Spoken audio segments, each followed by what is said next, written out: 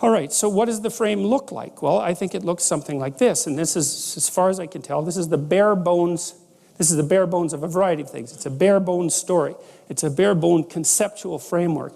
It's a bare bone Dasein, to speak in Heideggerian terms. It's like it's the bare bones world that you live in. You're always in one of these worlds. There's no getting out of them. You can move from one to another, but you're always in a world like this. And so this is the world that you're in. You're somewhere, because you have to be somewhere. Now, you might not know where that is, which means that the somewhere that you are is chaotic, in which case you need to go over your past in great detail and figure out where you are. It's like you're lost, right? You're lost, and the problem with being lost is when you're lost, you don't know where to go, and the problem with not knowing where to go is there's a million places that you could go, and a million places is too many places for you to go without dying. So being lost is not good. So you need to know where you are.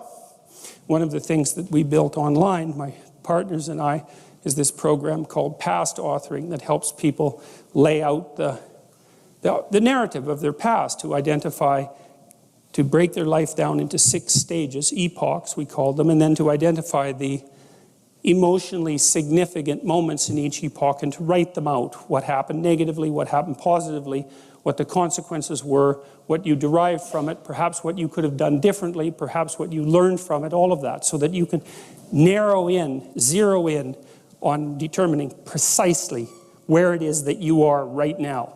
And people are often loath to do that because they actually don't want to know, because they'd rather be spread out in a sort of half-blind manner in the fog, hoping that the place that they're at is better than it really is, and deluding themselves by remaining vague, than to figure out, I'm right here, right now, with these specific problems.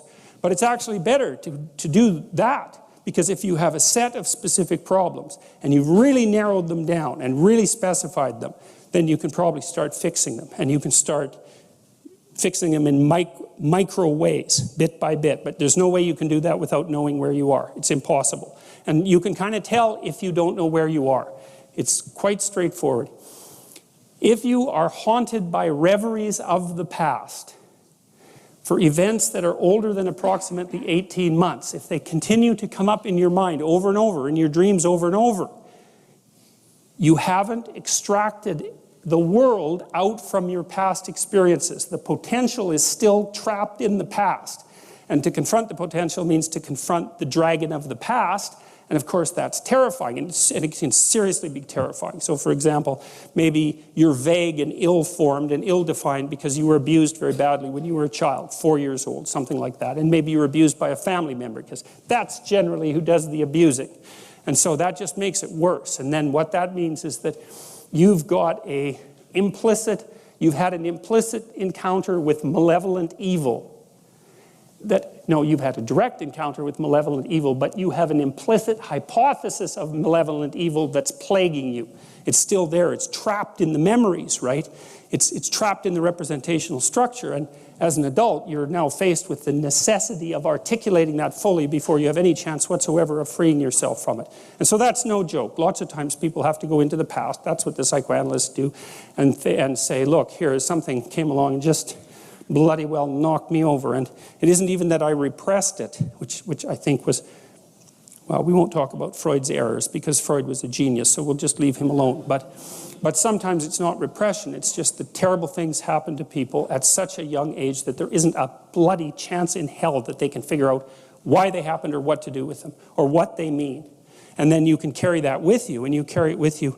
It's like your body encounters the world in stages, and it happens very rapidly. Well, it can extend over years, but the initial stages happen very rapidly. So, for example, if you're walking down the road and you hear a loud noise behind you, you'll go like this. That's a predator defense response, by the way. You crouch down, and that's to stop something from jumping on your back and getting at your neck too easily. That's like a few hundred milliseconds. It's really fast, or even faster than that. And it better be, because something like a snake, we'll say, can nail you just right now, so you better be fast.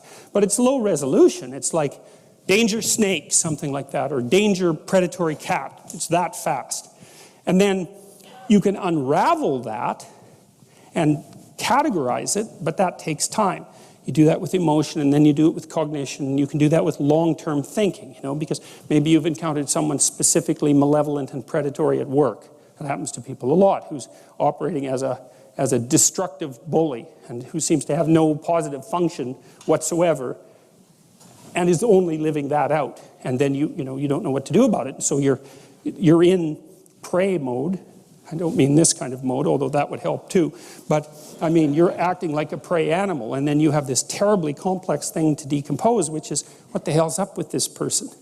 Why are they making my life miserable? What is it about me that allows them to make my life miserable? That's a nasty little road to walk down. And you're stuck with having to decompose it. Maybe you can't. Maybe formulating an explicit philosophy of good and evil to deal with something malevolent in your environment actually just happens to be beyond you. And that could easily be. It's certainly the case for people who are young. And it's the case for plenty of adults as well. It's no simple thing to manage.